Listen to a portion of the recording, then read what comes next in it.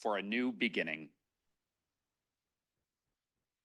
In out-of-the-way places of the heart where your thoughts never think to wander, this beginning has been quietly forming, waiting until you were ready to emerge.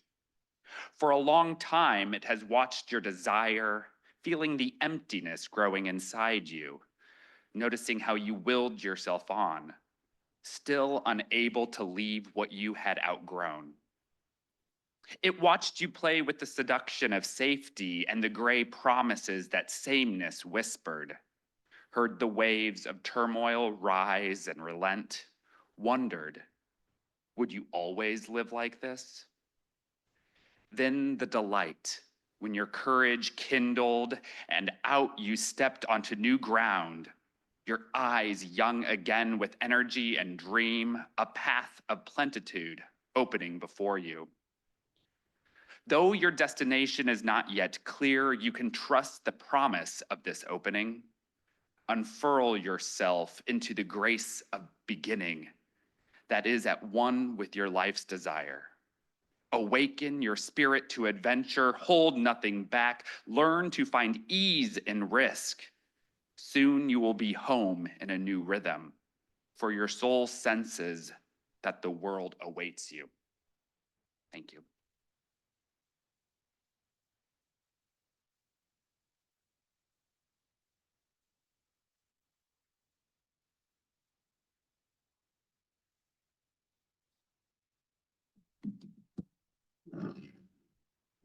Greetings, CTS and Bayan family.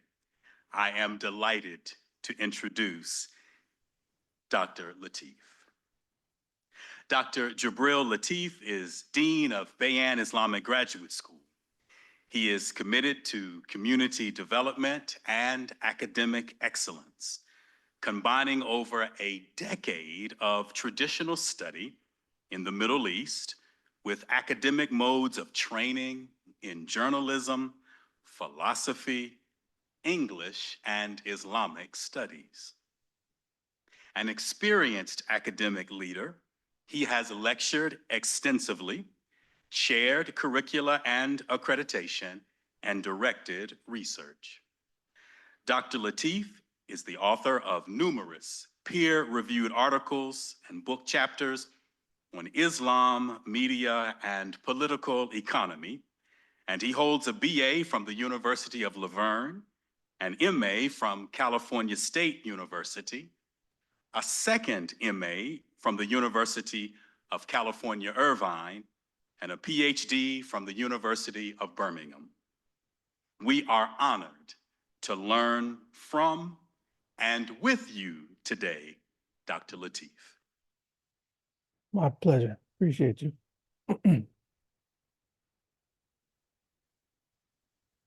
So welcome, everyone. I want to make sure you can hear me all right and you can see my screen. Can anybody give me some feedback? All right, good to go. So as you see here, I have on the top right in beautiful calligraphy, the Basmala, Bismillah ar-Rahman ar-Rahim, in the name of the Creator, most merciful, most kind. So today's presentation is called The Green Man in the Islamic Canon, and perhaps beyond. So I would like to go beyond the canon if we can. So I've structured it to maybe lecture you all for about 15 minutes, but I would prefer to be in dialogue. So as soon as I come to the end of the slides, or even if we get halfway and you have a pressing question, I really want to turn it over and have more, foster more of a dialogue. So the blurb that we put out there today was this session explores an episode in the Quran's Surah of the Cave. It's called Surah al-Kahf. And actually, one of the oldest English dictionaries says that this word is a cognate. So cave probably comes from calf in English language. So we're going to look at one of the stories in there where an unnamed figure, he's deictic, right? And this word kind of means context bound. So he's shifty and slippery. This figure makes a profound appearance as a trickster-like figure, but also a teacher. Known in the Islamic canon as Al-Khidr, and that in Arabic just means the green person or the green thing, entity. This character both breaks norms, but he also binds canons. So who is the green man? In the Quran, he is unnamed. There's no name reference to him directly in the text. He's enigmatic. He has a didactic encounter with Moses. He becomes Moses' teacher or sage or guide on a path. And that path traverses paradoxes and also moral lessons. In addition to being mentioned in the Quran, he's also referenced in the Hadith collections and traditions. And so therefore, commentators dubbed him Al-Khidr. Some disagreed on his status, his ontological status. Some revered him as a prophet. Others call him a sage. And that debate goes on until today. There's a hadith where the Prophet Muhammad says in the tradition that he was named Al-Khidr because he sat on a barren land.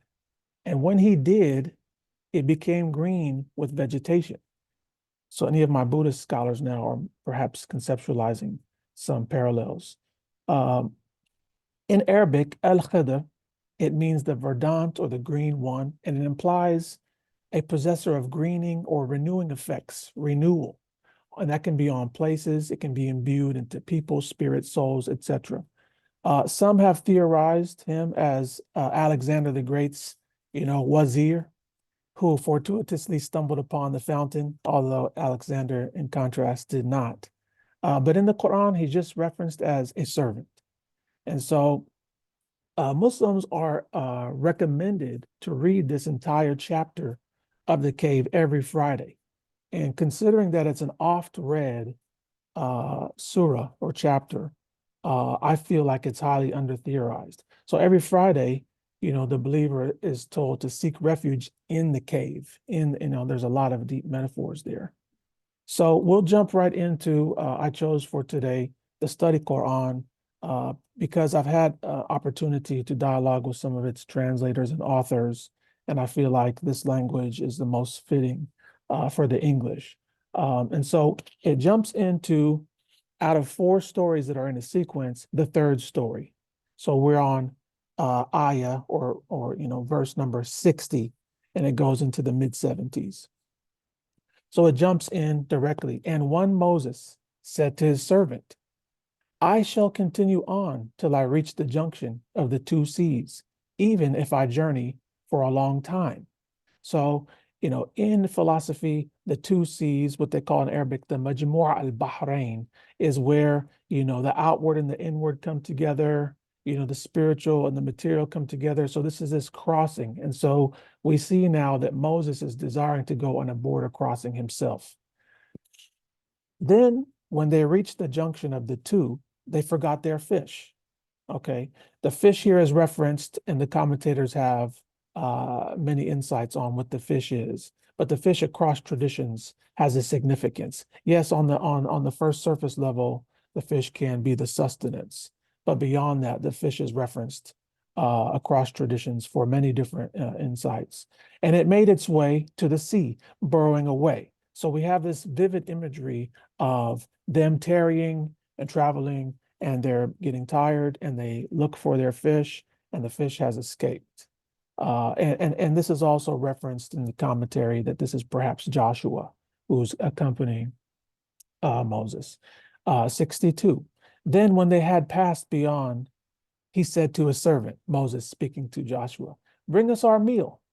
We have certainly met with weariness on this journey of ours. He said, Joshua, didst thou see when we took refuge at the rock? Indeed, I forgot the fish, and not made me neglect to mention it, save Satan, and made its way to the sea in a wondrous manner.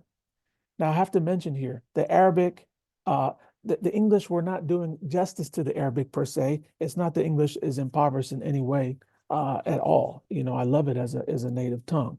But I want to mention that this verse here, all of these sequentially in the story, they're in rhyming meter and verse. So they all end with an aleph med. So they all end with a at the end of them. And so I'll perhaps have an opportunity to recite 1 or 2 of those at the end of the English. He said, that is what we are seeking. So Moses now understands that they're on this journey, that the fact that a fish can come alive and disappear from their bags, he says, we want to go back to that location where that happened. This is what I was looking for, something miraculous. So they turned back, retracing their steps. Qasasa, it says in Arabic. There they found a servant from among our servants. Now here is this is the godly hour. You know, God has all perspectives. Sometimes he speaks in the Quran as a he, sometimes as a we. So it's called iltifat in Arabic. There they found a servant from among our servants, whom we had granted a mercy from us, and whom we had taught knowledge from our presence. So here you can see it's ambiguous whether this person is delineated or demarcated as a prophet per se, but clearly he's imbued with knowledge. So Moses is expecting to meet, a wise sage of sorts, but he's going to be surprised. Moses said unto him, shall I follow thee, that thou mightest teach me some of that which thou hast been taught of sound judgment? So he's looking for sound judgment, logical, lessons per se.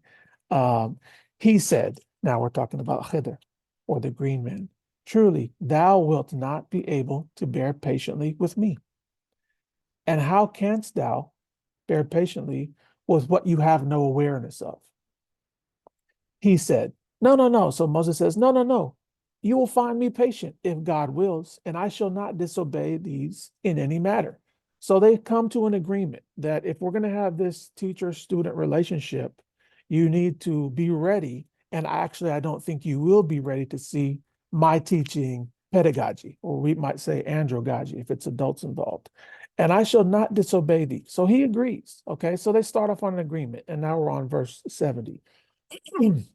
He said, if thou wouldst follow me, then question me not about anything. So don't ask me about my methods until I make mention of it to thee. So they went on till when they had embarked upon a ship, he made a hole therein. So Khidr, the green man, sees people on the ship. It's illegal to go destroy someone's property in the law, but he makes a hole in it. So Moses, being the law bearer, says, didst thou make a hole in it in order to drown its people? So he has, he understands the action, the outward action, but he doesn't understand the inward intention. You've done a monstrous thing, he tells to the teacher after agreeing to not speak back. He said, the green man, did I not say unto thee that thou wouldst not be able to bear patiently with me? He said, Moses, take me not to task for having forgotten, nor make me suffer much hardship on account of what I've done. So he apologizes, and they continue on their journey. But it's like strike one. So they went on till they met a young boy, and he slew him. So now we have your teacher. He's already destroyed property. Now he kills a young innocent person. And we know in all traditions this is prohibited.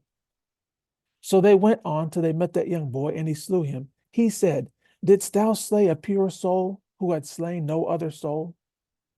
Thou hast certainly done a terrible thing. Now Moses is certain. And, 5 minutes ago, I might have been wrong about the property destruction, but killing, this is undoubtedly something that I have to speak out about. So it's considered strike two, because he says, did I not say unto thee that thou wouldst not be able to bear patiently with me? He said, Moses, if I question thee concerning aught after this, then keep my company no more. Thou hast attained sufficient excuse from me. So Moses admits that this is perhaps not what he signed up for. And so he's not understanding the lessons that are being imparted. And so, this is a grievous thing. To save one soul is to save all of humanity. And so he understands this lesson intuitively, but there are some things being unveiled here later in the coming verses. So they went on till they came upon the people of a town and sought food from them. But they, those people in that town, they refused to show them any hospitality. Then they found therein a wall that is about to fall down. So he set it up straight. So Moses, being an upright person, he helps him in that. So they restore the wall for the town of the people who, would refuse to give them. It's very well known in the East any person who's a traveler, they have big hospitality built into the culture, and this goes back thousands of years. So to deny the traveler is something, obviously very rude. He said, hadst thou willed, thou couldst have taken wage for it.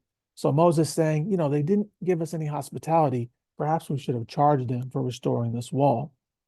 He said, the green man, this will be the parting between me and you, thee and me. I shall inform thee of the meaning of that which thou could not bear patiently. As for the ship, it belonged to indigent people who worked at the sea. I desired to damage it, for just beyond them was a king who was seizing every ship by force. As for the boy, his parents were believers, and we feared that he would make them suffer much through rebellion and disbelief. So we desired that their Lord give them in exchange one who is better than him in purity and nearer to mercy. And the classical commentators say this is not an actual boy. This is the part of the soul that wills to do bad things. So it's like he replaced it for a better. And 82 says, and as for the wall, it belonged to 2 orphan boys in the city, and beneath it was a treasure belonging to them. Their father was righteous, and thy Lord desired that they should reach their maturity and extract their treasure as a mercy from thy Lord. And I did not do this upon my own command. So here we get an understanding of, were these lawfully sanctioned acts? No, they are not. In the law, they are not. So they're antinomian. But he has a different playbook, we could say, that he's working from. And so the story comes to an end. This is the meaning of that which thou could not bear patiently.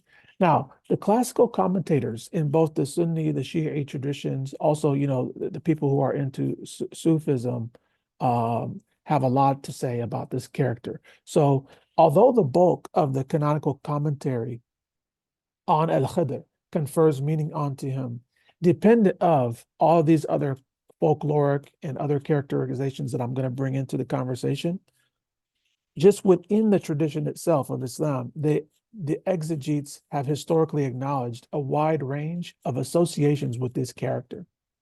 For instance, As-Suyuti, a very famous Egyptian, one of the greatest commentators, and Al-Razi, they both acknowledge links between Elijah and Gilgamesh. So his ontological status, it's in question between the commentators. Because he is in the Quran and the Hadith, he's in the canon. And also in Tasawwuf or Sufism, he plays a role as that kind of, when you conceptualize a teacher might put you through a rigorous type of training. And so you see the student-teacher relationship going back to this scenario. You see it with the Prophet Muhammad, with the Gabriel. You see it with everybody throughout history, always has that student-teacher relationship. And the Khidr, or the green man, plays a huge role in the Islamic tradition when it comes to conceptualizing that relationship. Now, in the academy, I had a monograph where I talked about this topic, and I wanted to just take a snippet out of that. Rosalind Gwynn, she has a book called Logic, Rhetoric, and Legal Reasoning in the Quran, God's Arguments, it's called. And she talks about how in the Quran it uses, she finds a couple dozen of different tools, of argumentative rhetorical tools. So I wanted to just read this part and say, academics have examined the book in that manner, in the manner that, as the Bible as literature, that caught on in Islamic studies, and they started to look at the Quran as literature, qua literature. For instance, with an emphasis on method, Gwynn finds that the Quran yields about 32 varieties of explicit and implicit argument, elements of argument, techniques, and demonstrations.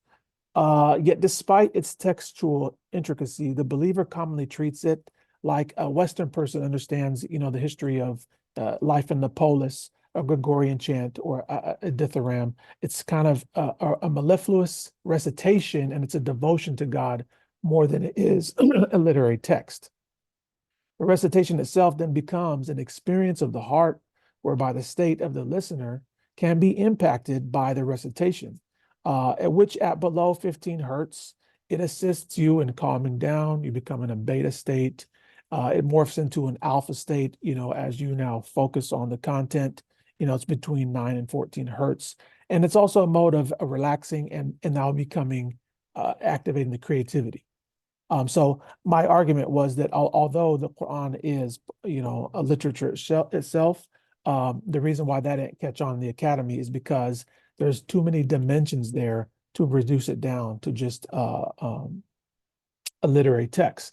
Now, what is the lesson of this antinomian behavior? In this episode, the green man is a sage. He's also antinomian. He's breaking the law. At the end, he's advising, to still follow a law. And so he's the reconciler of opposites. Now, in literature, now we're going to go outside of the canon, and this is where I'm going to request you all to get engaged.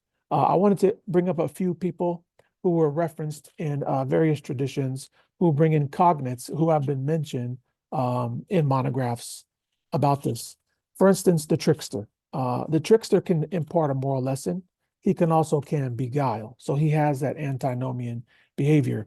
In the indigenous American tradition, my tribe that I have affiliation to is the Choctaw, who are indigenous in Oklahoma, but also the coyote, who's shared. Also, you'll see the raven. This character manifests as a trickster. At the end, he usually imparts a moral lesson.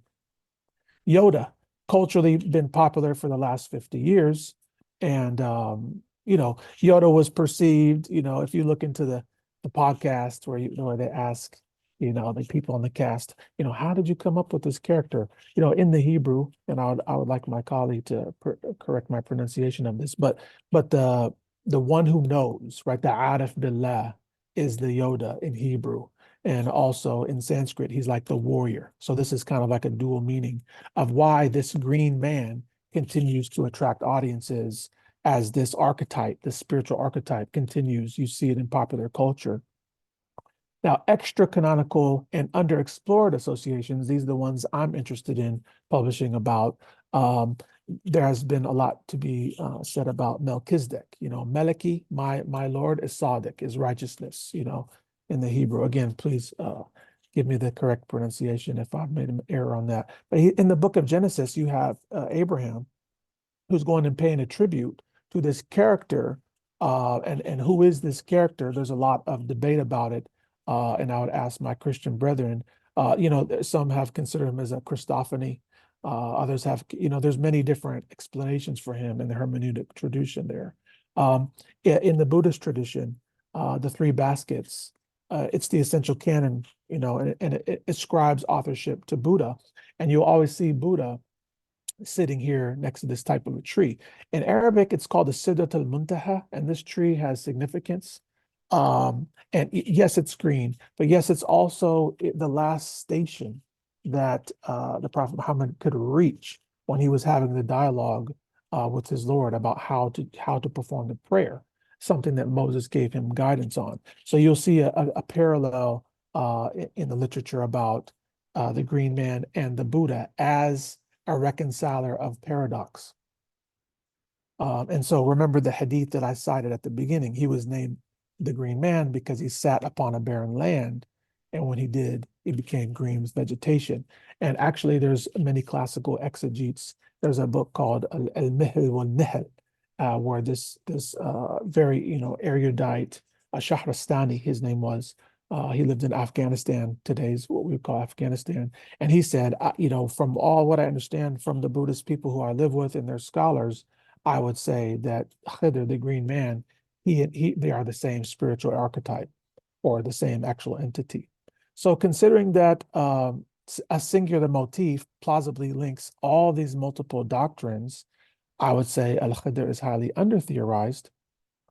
His characterization as enigmatic and mysterious, it may factor in this neglect, but if posited links can hold up to more discerning scrutiny, it's plausible that he foundationally connects several of the world's great traditions in ways hitherto unexhausted.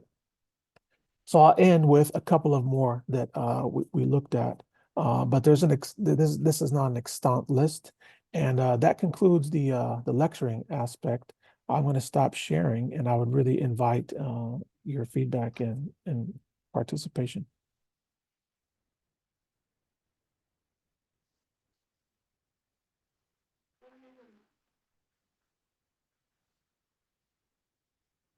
Okay, I'll go here to the chat. Is there any reference to the green man in the Bible or the Torah? That's a question for you all. But the one that I looked at was Melchizedek. And I had George. There is nothing in the Hebrew. Yes, George. Yes. Sir Gawain. George, that's another one. There's a related trickster tale with Rabbi Joshua B. Levi and Elijah in the medieval rabbinic text. It is likely influenced by the Quranic text and subsequent Islamic commentary. Thank you very much, Dr. Mikva. Appreciate that. If you could elaborate on that, that's very intriguing. I did read about that. Yeah, I would love to have a discussion about that. Joanne says, I thought of God in relation to Abraham's near sacrifice of Isaac. God as trickster. I also think of William R. Jones's question, is God a white racist? Okay. So I'm going to push it back onto the audience and see if we can have a dialogue of, have any of you in your respective traditions gone down this, I won't say a rabbit hole, but this thread of hermeneutics.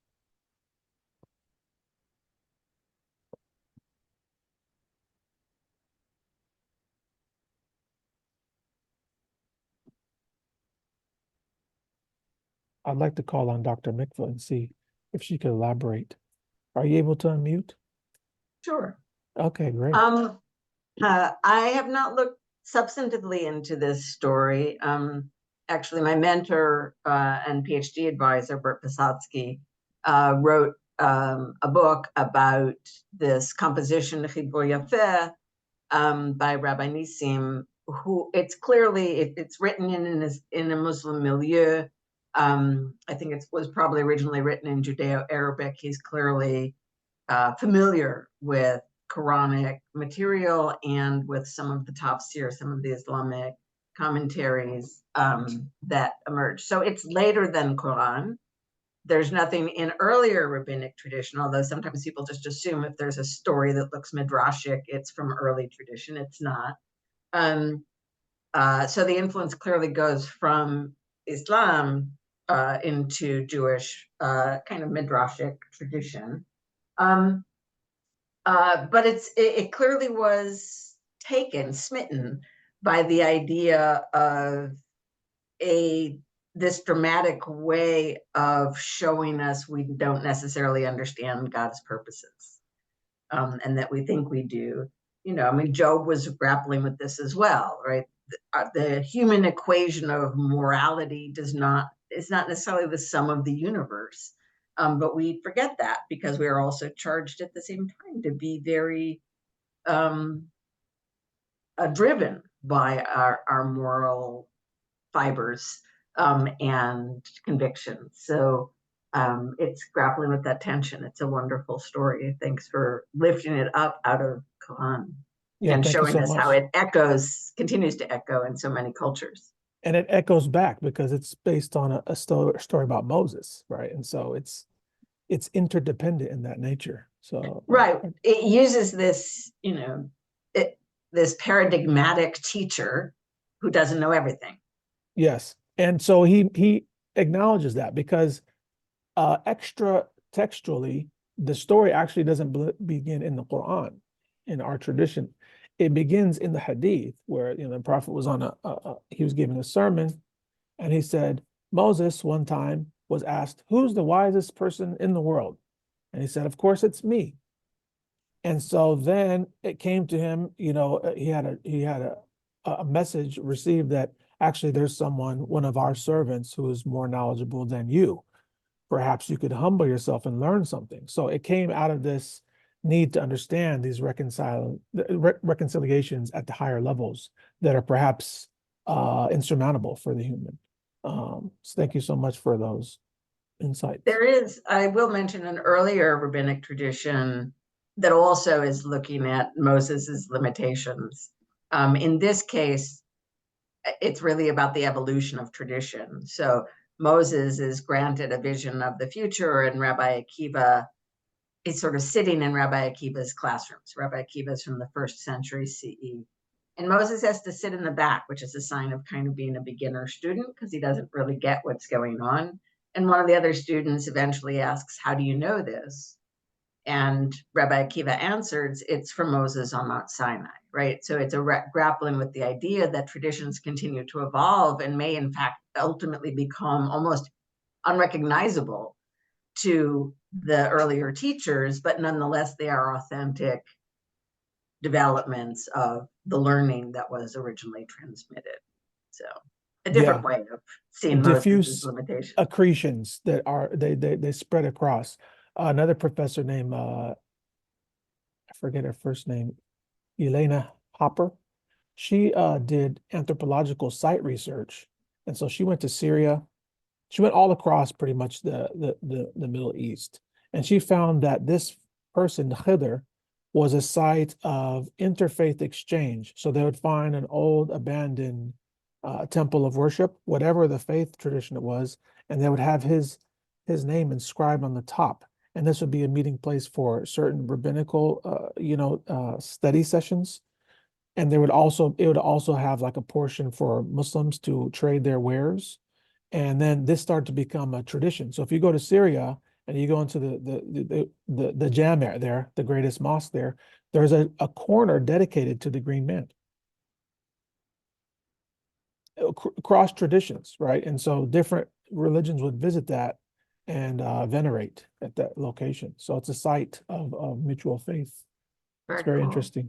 I Yes. see Aaron has his hand up. Okay, great. Aaron, come on in. Thank you so much, Dr. Latif, this wonderful introduction to Al-Khidr. You've spoken now a lot about the interreligious resonance of the figure of Al-Khidr.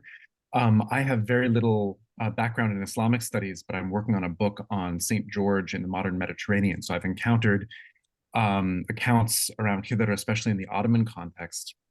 I'm wondering if you can say a little bit about if this is a figure with interreligious appeal.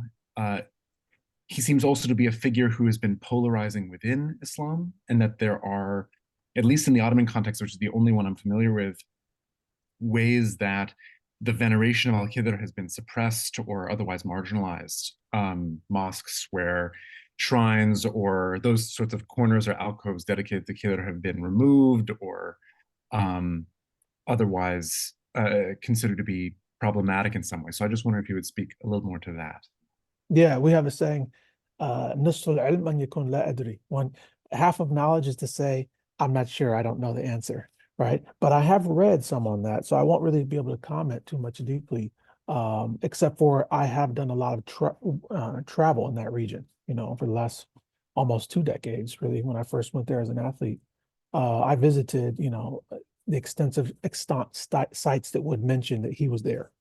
And so I would say the deleterious effects of the colonial period, the ideologies that have pervaded, have not seen a value in cultivating and preserving those sites. I've visited some sites that are no longer there. They've been destroyed, demolished, state terror, other things of that nature. But I would really defer that to a scholar of Ottoman history, because I have still visited some sites that are still visited by Muslims and others, right? And I've met people, they seem to be nice people and honest, and they'll tell me, I met Khidr. And I said, oh, come on, are you kidding? And they say, yeah, I met him. So these things are still available. There still are threads to be explored. And so I did read some of the literature about Girgis or George. And so you will find, actually translated into English, you will find some resources on this in the peer review that we have there upstairs with our wonderful librarian. I'm sure she can lead us both to that. So perhaps next time I'm there, we can have a dialogue about that. Dr. Latif, I think that there is a question from George in the chat. I wondered if Dr. Terrell wanted to expand on her thoughts. And I also wanted to open it up in the room, first off, to see if anybody here has a question or thought that they wish to engage in. If you do, wave me. Otherwise, we will go back to the chat. Okay, so you want to do that in the order you referenced? So George?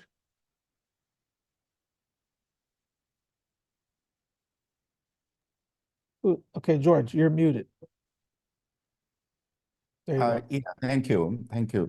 So you already answered my first question. If the green man has any reference in the Bible or the Torah, then my second question, why is that green man a description or is it a real name? Why is the green man called green man? Why Mhm. green? So could you throw a little more light on that? Yeah, so I'll speak only about the Islamic tradition. Okay. In the Islamic tradition, the Prophet Muhammad, sallallahu alaihi wasallam, he said he was named green because he sat on a location, and when he got up and left, that location benefited from his presence and became green. Ah, So now we're conceptualizing something similar to what the Buddhist tradition would show. You always see Buddha sitting there under that tree, and it's green. okay. Not all the time. So when you go to Thailand and you see their shrines, they're not the exact same as the shrines that you will see in other places. The Buddhist perspectives differ if you travel the region in Southeast Asia. So I'd invite a Buddhist scholar to speak on that. But within the Muslim canon, he gets his name because of a hadith, a tradition. Okay. He's not named in the Quran. He just is somebody who has ilm min ladun, knowledge just given. So doesn't mean he has to be a prophet and teach others. He just has the knowledge. Okay. Did I answer your question? Yes, sir. Thank you. Okay, thank you very much. I see Munir here. You have any questions? We're in the same office. Yes, Dr. Armstrong, please come in. Thank you so much. I'm a CTS grad from 20 years back, and my field of study is the oral tradition, mythology, ritual, and story in its contemporary mode. And I've done a lot of research about the interesting intersection of Christianity and Islam in Spain during and just after the Great Holy Wars and the emergence of the troubadour tradition. And when we think of the troubadour tradition as a French sort of philosophical, poetic, cultural emergence, it actually has its origins in Arabic poetry that can be traced very easily back to the poets in Spain. At the same time, however, that's happening, we see the very first architectural green men in Christian churches and cathedrals in Europe.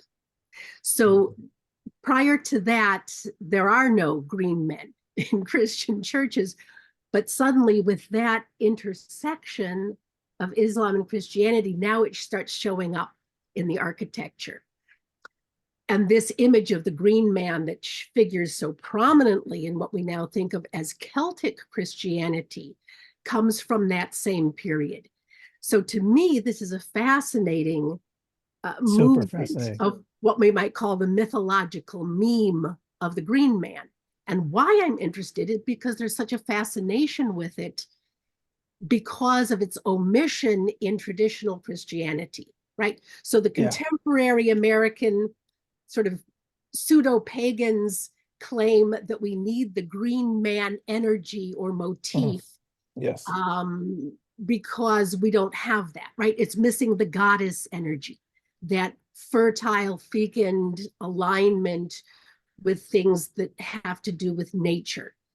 So that's why I'm interested that the green man has this long tradition within the textual and of course oral tradition of Islam, because it suggests that this has never been lost, that in fact it does lurk behind what we think of as the patriarchal written traditions. It's always been there, but it seems to show up in various manifestations, whether it's poetic or architectural, or these folktale renditions that are like stems of the sacred texts, such as the St. George stories. I will say there's a very important reference in the story of Sir Gawain and the Green Knight. And I Yes. know this text is in the U of C library because I remember reading it there. I've read it. In that text, when Sir Gawain, I'm sorry, King Arthur meets the Green Knight, he is told the knight's name, which is Sir Gromer Somerjour, right? He of the summer day, the knight of the summer day. So there you have that cross penetration of the French and the troubadour language coming into the English tradition of that myth or folk tale. So, I don't know where this will lead, but it's just marvelous when these mythological memes show that they're still alive and being carried through our traditions because of the urgency and the psychological needs of people who are engaged in their spiritual life. The psychological needs. Yeah, there's a reason why Americans like the Boston Celtics. I'm telling you. It's not just, I mean, that energy is still there. And I love that comment you ended with about the psychological needs, because you have your canon, you have your tradition, you have your legal discourse, but this is extra canonical, but it's also canonical. So people are able to kind of plug and play this spiritual archetype, and it's diffuse, and you can find it spread across architecture, poetry. I read some of those Spanish poems that you referenced. It was part of the curriculum, when you go through the traditional study curriculum. They usually have them accompanied by music and meter in Andalusia. They're a lot harder to understand than the classical Arabic because they've become very colloquialized, a lot of Spanish mixed in. But yes, you will find people who have actually published on the incorporation of George as Khidr, right? And then that transmutation, and then resurfaced back into architecture, or resurfaced back into fables in that village or area, geographic area.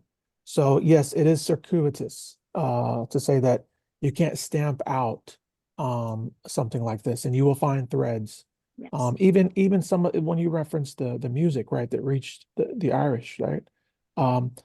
I found a musician who said you can trace these same notes back to the Middle East, that were like hymns about Khidr, and that they have the same musical scale now in the Celtic tradition. So you can find these threads everywhere.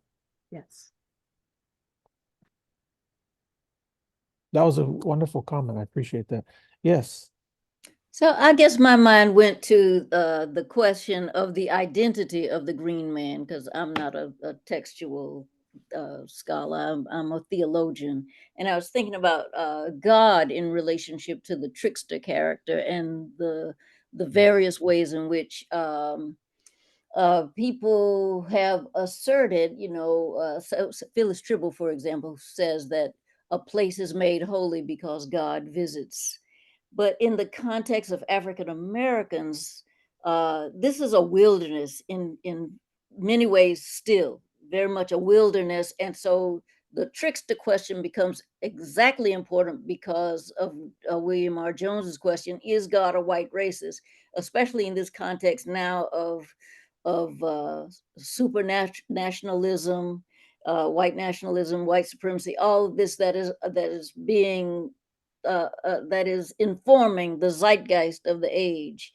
And so that's why my mind went there. And I'm so who is the green man? Is the green man God? Is the green man the Prophet Muhammad, peace be upon him? Is the green man sui generis? Well, who is the green man is behind my my musings there about God and Abraham in relationship to the near sacrifice of Isaac, and in relationship to the idea of God as a white racist, because if that is the case, as James Cone said, we might have to kill that God. So Thank you for that. mhm. Well, from within the canon, to be clear, he's not named, he's just a servant.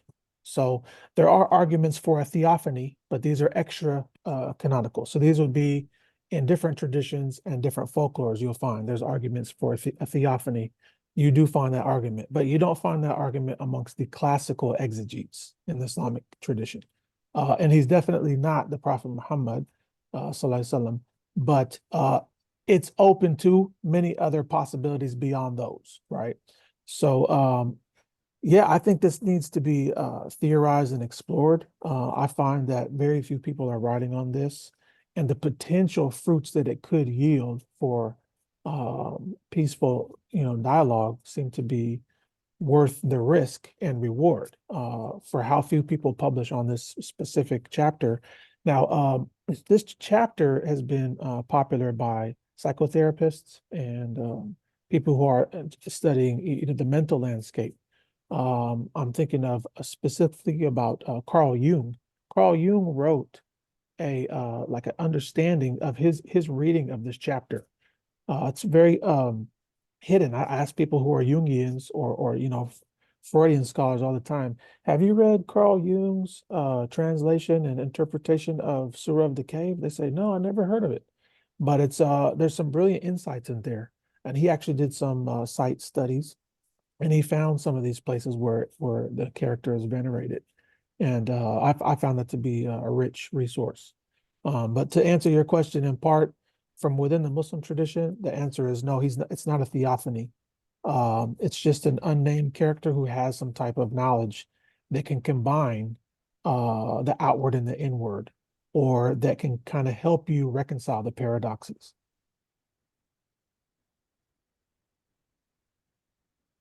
I see. still wonder why we resist naming God as trickster. Yeah. Well, I'll send you my argument about that offline. I see Dr. Ringer nodding. I would love to hear from you, sir. Oh, I was nodding in that there are some certain scholars that look at the religious and theological dimensions of the blues traditions. And many of the blues artists who don't necessarily start from Christian orthodoxy, they understood God as trickster, that Adam and Eve got tricked. God got them, right? And so they read the kind of moral ambiguities in the text from that standpoint of God as actually having agency in creating the predicaments that humanity finds themselves in. And so there's lots of interesting things that happen with trickster figures from Africa that find their way into the blues, and others that find their way eventually into Black theology. Yeah, those are interesting, especially in West Africa. And they got somehow to Scandinavia, also Loki, and here indigenously in America. A coyote, when you see the coyote, it's an oral tradition, but it is possible that in that tradition that he is, the Great Spirit manifesting as a theophany.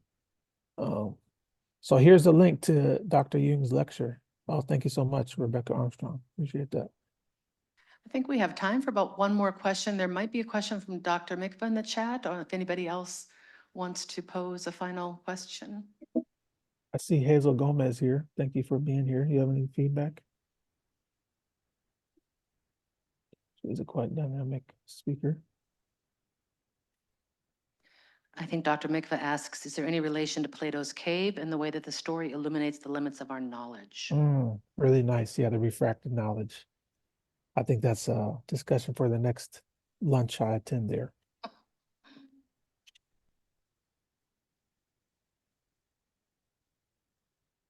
I'm trying to bring you all out of your caves, so I want to get one more question in here. Okay. Here is a link. Good question, Rachel. Alhamdulillah, this has been a wonderful conversation. I think the tradition in West Africa, the green man could be a Nazi. Yes, that's the one that I'm referring to. Thank you, Alex. Appreciate that. Hearing no other questions, are there any other in the chat that I'm missing, Dr. Latif? No, I'm off the hook. Thank you all for your participation. It's been wonderful. What a fantastic discussion. Yeah, that's.